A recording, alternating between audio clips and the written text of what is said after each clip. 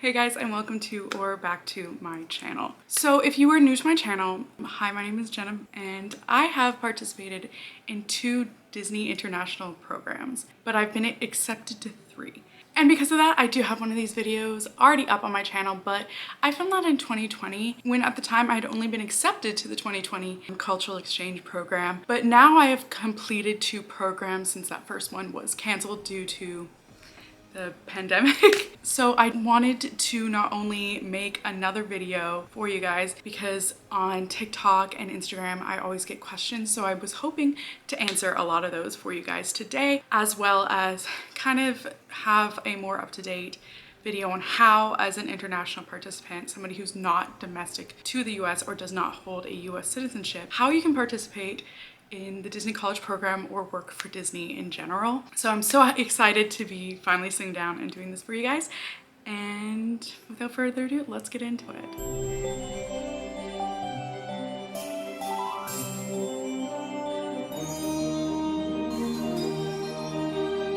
Okay, so you want to work in Disney World, potentially Disneyland. At the moment, the Disneyland branch of the Disney College Program in all sectors, international and domestic, is on hiatus. They do not have housing anymore, so it is very unsure if that will ever come back. That does not mean that you cannot work at Disney World, because you absolutely can. There are 3 ways of doing this, and that is through the Cultural Exchange Program, the Cultural Representative Program, and the Academic Exchange Program. You might also have the opportunity, if you are an international student who is attending a US school. The last 2 I don't have any personal experience in, so you would have to talk to an academic advisor as well as somebody who is well versed in your visa to know about. I know that there is other creators here on YouTube who would be able to help you out with that, so definitely go check out those videos or find somebody who is on those programs to ask those questions. And it is always an option to reach out to the Disney Program Support to ask any questions that you guys have. They are a great resource and I have definitely used them in the past to the full advantage. They are there to help you. So for this video, we are going to focus on the other 2 avenues of working for Disney, which is through the Disney Cultural Exchange Program and the Disney Cultural Representative Program. Hey guys, I'd like to take a moment out of this video to thank the sponsor of today's video, Pair Eyewear. I'm so excited and honored to be helping Pair Eyewear with the release of their new Mickey and Friends top frame collection. There are so many reasons that I love Pair Eyewear. Glasses can be really expensive, and I personally find that trying on frame after frame can be really stressful. Pair solves both of these issues. Base frames start at $115 Canadian, and they make sure that the shopping process is an absolute breeze. Through the site, you can shop all frames by category, as well as use their super handy virtual try-on feature. You can try on frames from literally anywhere, while also being able to try different colors and styles, from the clear frames to tortoiseshell. Even take a picture to send to your friends and family for their input, to really show that you can try them on from anywhere. Here in these clips, I'm shopping from a train while backpacking in Italy. Pair Eyewear has answered another big problem I have as a glasses wearer. Unless you want to spend an arm and a leg on multiple sets of glasses, it's really hard to express yourself through your frames. With Pair Eyewear's magnetic top frames that start at $30 Canadian a piece, there is literally endless expression at your fingertips. Now for the most exciting part, the Pair Eyewear X Mickey and Friends collection, which is the collection of my dreams. As a huge Disney fan, I love to add a little bit of Disney flair to my everyday life, and what better way to do so than through my glasses. I have the Harper base frame in clear, which is perfect for my everyday. Then using the Mickey and Friends collection, I add flair to my frames and share a little bit of magic everywhere I go. My 3 favorite top frames from the collection are the Celestial Mickey, the Mickey Bouquet, and of course, the Mickey and Friends. Pair Eyewear has really hit the nail on the head with what I was looking for in glasses to fit my lifestyle. As mentioned before, I am actually traveling Italy right now. Not only am I able to have what is essentially 4 different pairs of glasses, they fit in my bag, and there's even a spot on the case to fit my top frames. Not to mention the fact that if you are interested in doing the Disney College Program, which might be why you came to this video, these glasses are Disney look. They're clear, you can get the light pink, or even the tortoiseshell, and they are Disney look. And then when you're off, you can just snap on a set of the Mickey and Friend top frames and run around the parks and be ready. Or even you can follow what I'm about to do, which is my next purchase. I will be buying the sunglass top frames for my set so that I never have to take them off. Thanks again, Pair Eyewear, for sponsoring this video. Be sure to use code JennaBingham15 for 15% off your first set of glasses from Pair Eyewear, or you can follow the link in my description. I hope that you guys go get a set because I love mine and that you enjoy them. Enjoy the Mickey and Friends collection because it is amazing. Everything cultural exchange program. What is the cultural exchange program? The Disney Cultural Exchange Program is the closest you will get as an international participant to the domestic Disney College Program. It is often nicknamed the IDCP as being the International Disney College Program. This program runs over the summer break, allows international participants to get that Disney College Program experience front to back. You get to work anywhere in the parks in most of the same roles that the Disney College Program participants get to. There's a few caveats to that because we don't have PhotoPass and a couple of other of those specialty spots, just because the training for those is more extensive, and for visa requirements, they do need to slot in into a certain area. But Disney does offer merch, attractions, food and bev, lifeguarding, children's activities, and on special occasions, character attendant. I feel like I'm forgetting a couple of them there, but you get the opportunity to go for most roles. For the Cultural Exchange Program, you will also be living at Disney's housing, which right now in 2024 is Flamingo Crossings Village, East and West. These are dorm style apartments. So you do get a full apartment. You are going to either have a 2x2, a 4x2, or a 4x4. That might sound confusing. That just means that it's going to be two bedrooms, 2 bathrooms, 4 bedrooms, 2 bathrooms, or 4 bedrooms, 4 bathrooms. The most common apartment type is going to be the 2x2. So if you are uncomfortable sharing a room, just know that it is most likely that you are going to have to, because the 4x2s and the 4x4s are reserved for those who have medical accommodations first. Doesn't mean that you won't get them, but I have done 2 programs and every time tried to have a single bedroom and never got it. I know people who both programs tried and got it. It does seem like the American College Campuses, which is the company that Disney has to both run and operate Flamingo Crossings, but they also built the campuses just off of Disney property. It is a little bit harder to get your preferred room information as it was when Disney had the 4 housings in the past, that I'm sure if you're watching this video, you know all about because they are very, very infamous at this point, I think. That's all to say, on the Cultural Exchange Program, as well as the CRP, you live at Disney housing. This is part of your visa. There is no option to live off campus the same way that a domestic college program participant can opt out of housing and find their own. You are locked into living at Flamingo Crossings, but it's really nice because you just have to register for the housing when Disney sends you that email, and then you show up on move-in day and they send you all the information for move-in. You don't have to worry. If you want to see my move-in experience, I have 2 videos on my channel, so you can definitely go check those out. But having your housing taken care of, especially when you're moving abroad, is really nice. Next thing is all of those roles that we were talking about. Going into the program, it is important to know that you will be working long hours. You have to have an open availability. You are there in the US to work, and this means that you will be working the odd hours. You won't get like that nice midday.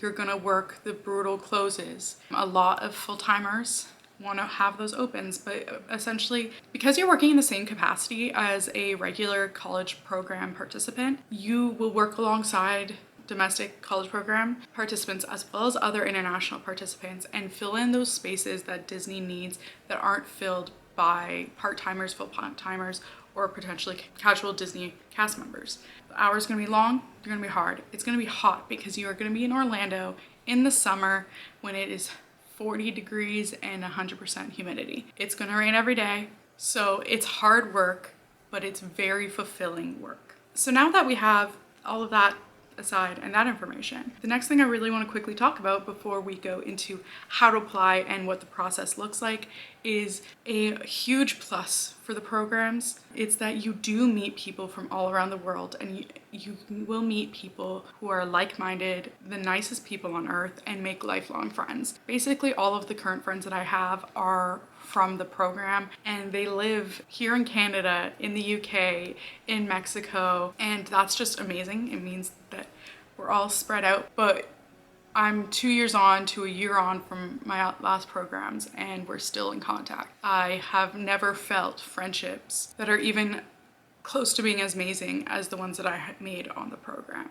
But how do you actually apply for the cultural exchange program? Disney makes the application process very easy, but it does feel very daunting. Applications for the program come out between September to October, sometimes November, December in the past few years. These applications will be hosted through Disney's career portal. So if you want to get ahead on things, you can definitely make an account now, see how everything is within the portal. I strongly recommend, if you are seriously interested in doing the program, to go on Facebook. You can join this summer's group, see what's happening there. But a Facebook group is made every year for those who are looking to do the program so that you can be on top of when applications drop, as well as have the support of others around you to ask questions and to know when potentially interviews go out and things like that. But the typical timeline is that applications will drop between September and October. I suggest applying as quickly as possible. It would be best to have your resume ready to go before that time so that when applications do drop, you can just put that in. You will also need a cover letter. The actual career portal that Disney uses is through Brassing or Brass Ring. I'm going to be honest, I don't know how to pronounce it. But the same portal that many other large companies use for hiring, so you might have already used the interface before, which would make things much easier, but you will have to upload your resume. It will take keywords out from your career experience, your education experience. You can adjust all of that, make sure that the information is good to go, and then you also will upload a cover letter. If you're unsure of how to write a cover letter, I think the best resource that you could use, your school's career center or academic center. Writing my first cover letter was very scary because I hadn't written one until I applied for Disney in 2020. And I went to the career center at my school and they walked me through the whole thing. I did write it up, have my parents go over it, have multiple people look at it, and then when it's good to go, you can upload it.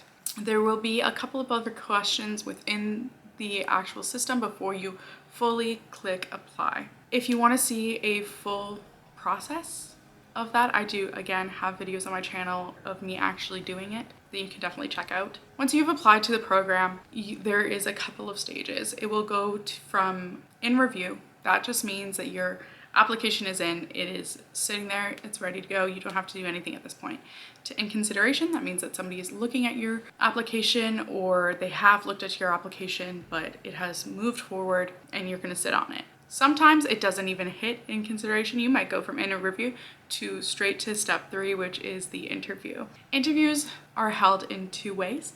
If it is your first program, you will be invited to an in-person interview that are held in a couple of cities across Canada. Every year it tends to be Vancouver, Montreal, and Toronto. Sometimes they have added a couple of other cities. That information you will know when interviews actually go out. You'll have your choice of city, and then if you are quick to that email, and you'll potentially have a choice of day as well as time for your interview, which I think is completely subjective because in the morning, everyone will get together in a room and have a presentation, which is just information about what to expect after the interview and gives you more information about the visa process, as well as what is expected of you and rules within the program.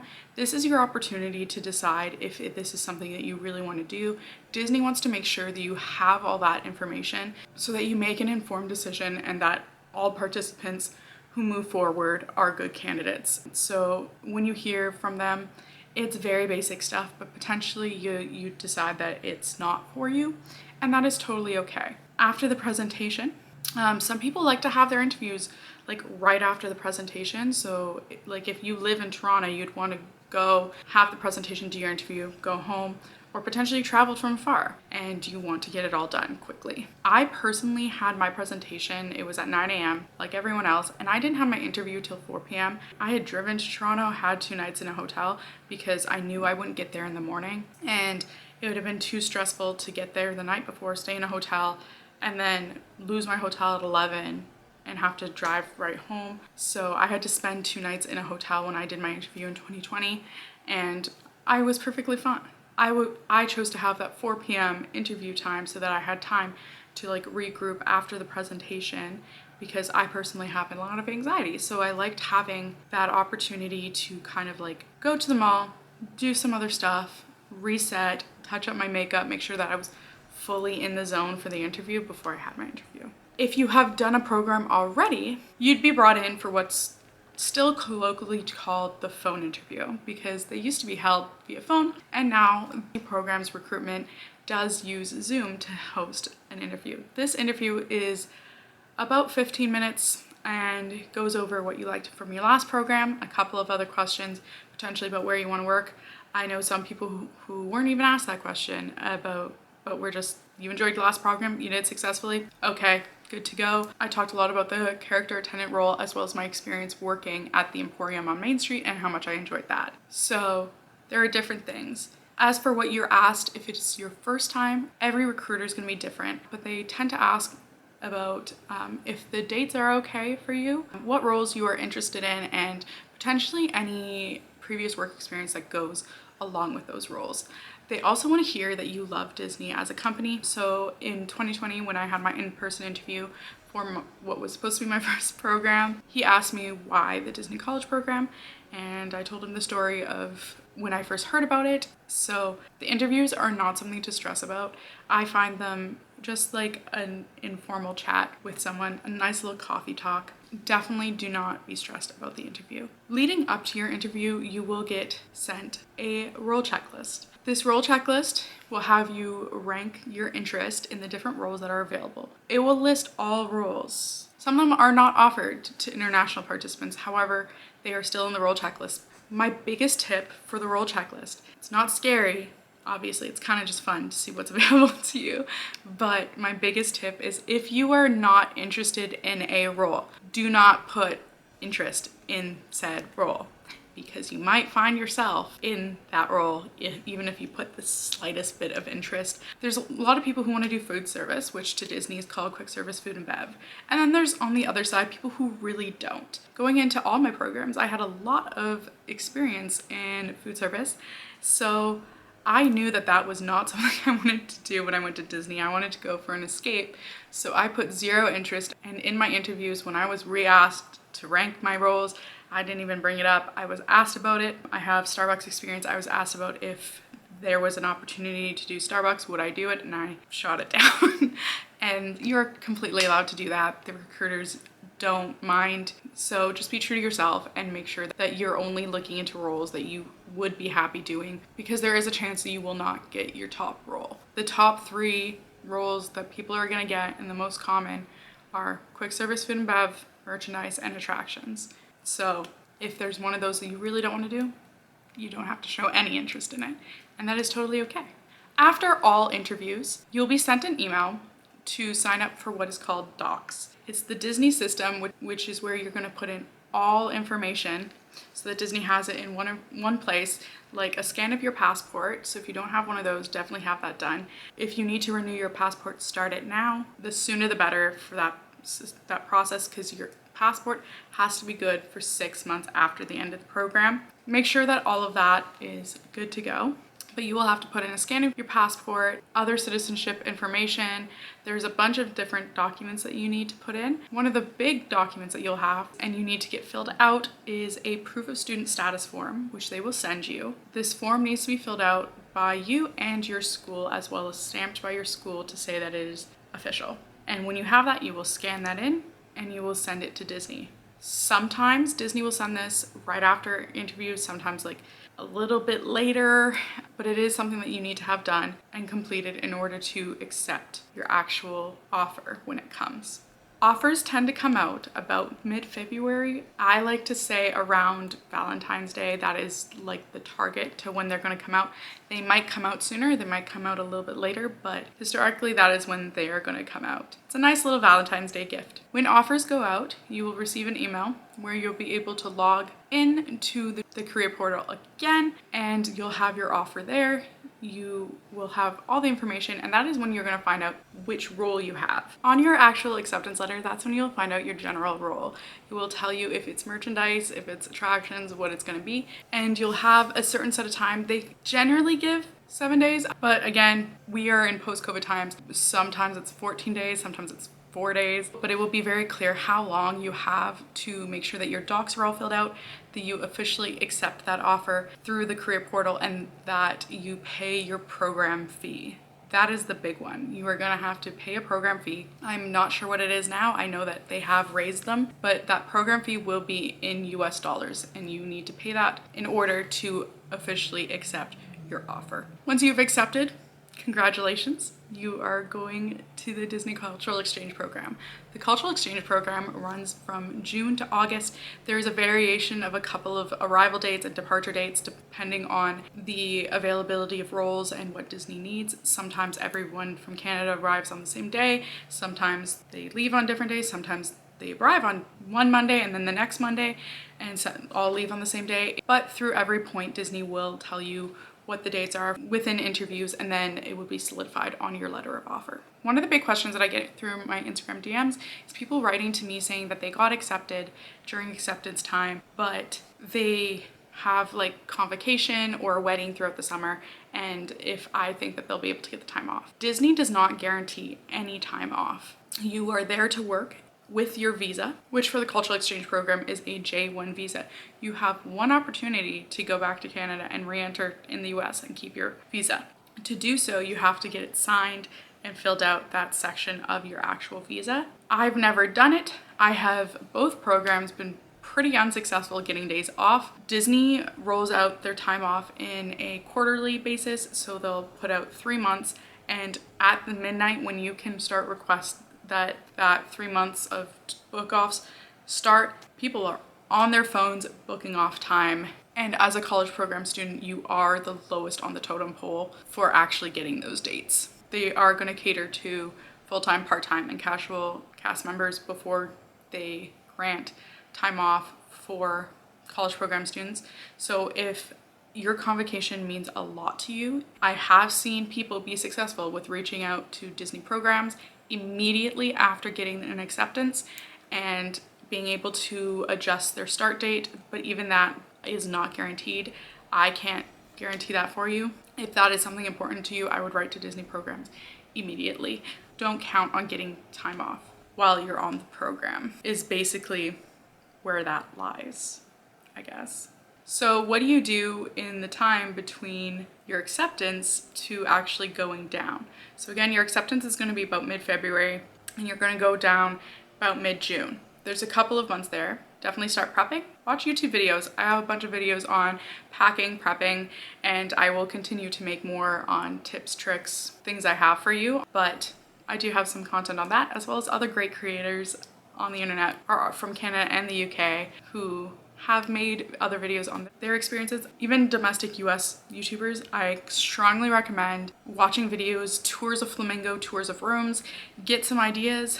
This is your time to figure out if you want to drive down to the program, if you're bringing a car, if you're flying, book those flights, book hotels for the drive down. Figure all of that out.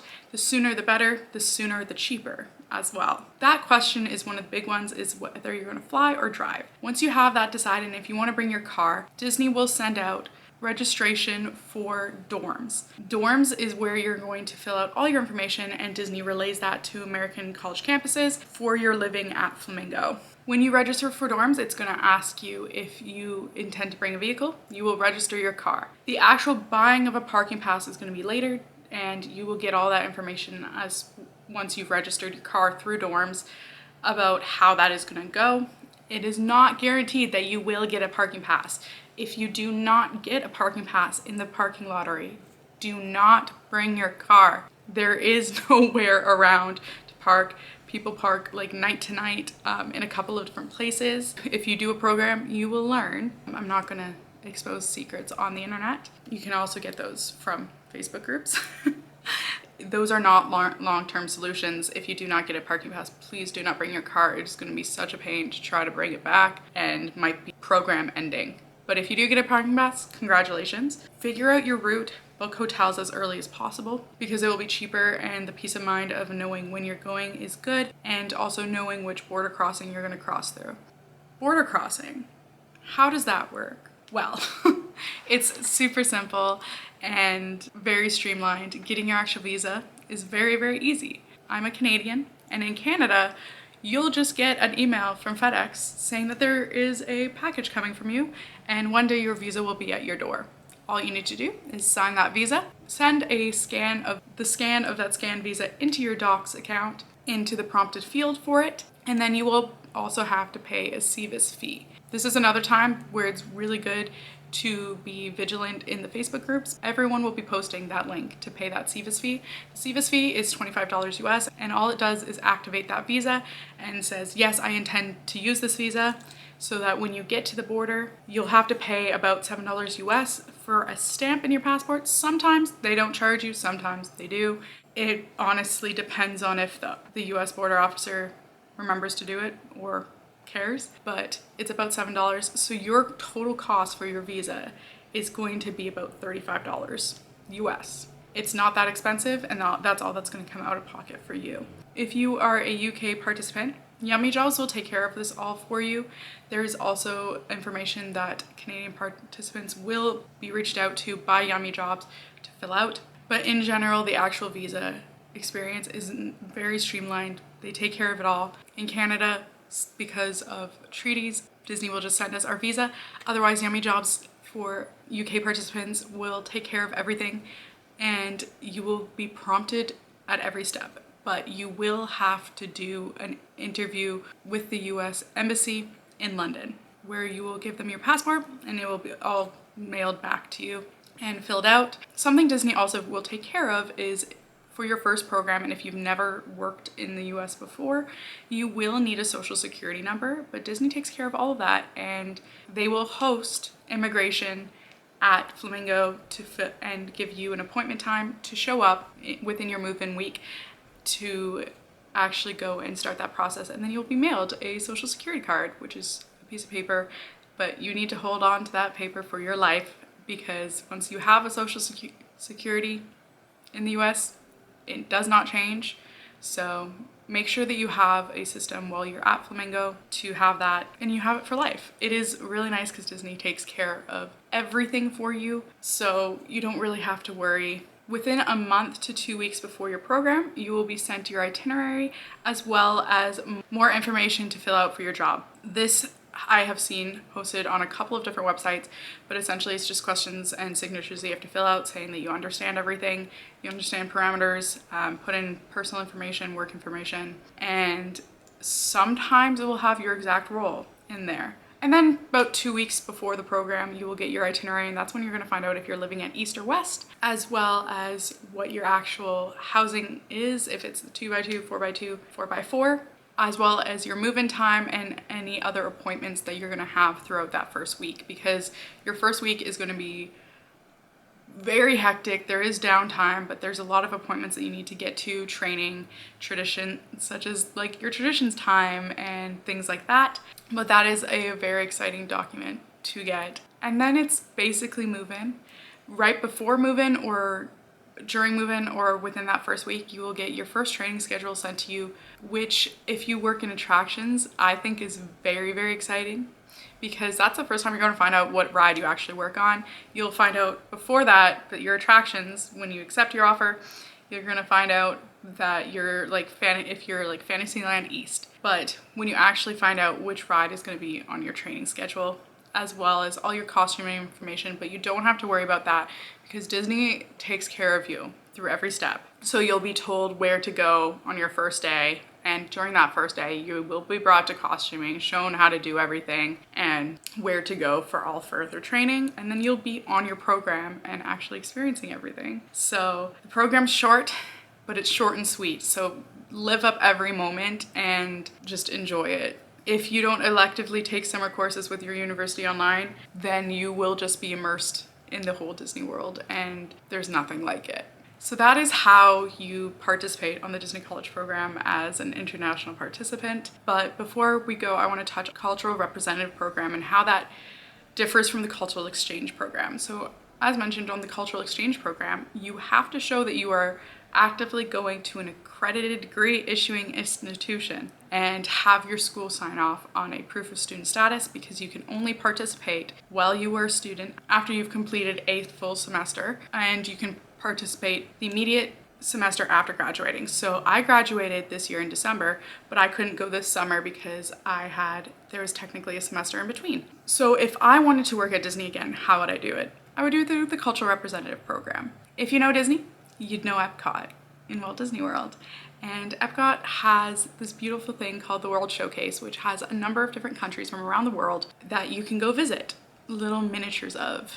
And everyone who works in those countries are from the countries that they are representing. So it's the cultural representative program. For this program, applications drop typically in the summer for Canada, but throughout the year for different countries. Again, the best resource is going to be checking the Disney's career page, using your country name, or join Facebook groups to know when things dropped. For example, when I'm filming this video, Canada's applications for 2025 just dropped, and that is really exciting. I will be applying, so that's fun. But this program is a year program with potential opportunity to go 18 months, where you will be working in the World Showcase within your country's pavilion. Because of the nature of the pavilions, there is a range of different roles that you can get, but they typically are food and beverage, merch, and attractions. Like the cultural exchange program, you will be living at Flamingo Crossings Village. This is again a part of your visa. However, there is a difference because you are a full-time cast member, though you are international. So you will have benefits. It is easier to get time off, and you do not have to be a student to participate in this program. As someone who has never done this program, I don't want to take up too much of the space for creators who have. So I definitely suggest looking up creators who have actually gone on this program or are currently on this program to find out more. Maybe in the future I'll have more to say about it. It is an avenue that you can go where you don't have to be actively a student to participate. Something to note though is that participation in this program is much harder to get. You don't have to have completed a cultural exchange program, but it is much easier to get if Disney already knows you and they already have trust in you. There is hundreds of people that apply and much fewer spots than the cultural exchange program has. But benefits are that since it is a year, you will see every season at Disney World, which even as someone who's been going for, I'm 24 now, like 24 years of my life visiting, I have never seen Christmas. So you'd be there for absolutely everything, and that can be both a pro and a con, that because you are going to be away for a year, you have an easier chance of getting time off, but it's still difficult. And per your visa, you can only work within your pavilion. There's no opportunity to work throughout all of the Walt Disney World Resort. Where the cultural exchange program, you can work in any of the parks, any of the resorts. If you're in merchandise, you can trade for any location. That is not possible on the cultural representative program. So if you are a student and that's something that is important to you, but you've been thinking, oh, I'm gonna just finish school and then someday do the cultural representative program, I definitely suggest doing an exchange program first. From my friends who are going and have done the cultural representative program, I've heard it's very, very fulfilling, and I personally hope to do it soon. I forgot to film an outro to this video, and I'm actually in Venice right now. I'm actually filming a vlog of this whole trip, but I need to finish this video. So what better place than at the canals in Venice to outro. If you guys have any questions about getting into the CEP or the CRP, I guess I can't really answer those about getting into the CRP because I haven't done it, but I'll ask her.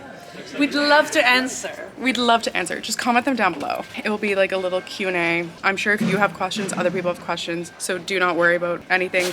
Comment those down below and we will answer as much as we can for you. But hopefully this video helped you with like the basics of the outline of what to expect from when you decide you want to do the program, the timeline, and then into every step until you actually arrive. I have tons of videos of my programs on my channel, and I'm working on my 2023 videos, so those will be coming out slowly, which means you should subscribe to my channel. Click that subscribe button. It's completely free. It helps me out, and it's a great way to stay connected for future videos and anything, polls, everything. I like to use the community tab. And it's the best channel in the whole world. Anyways, this is when I'm supposed to self-promo my Instagram. I will see you guys in the next video.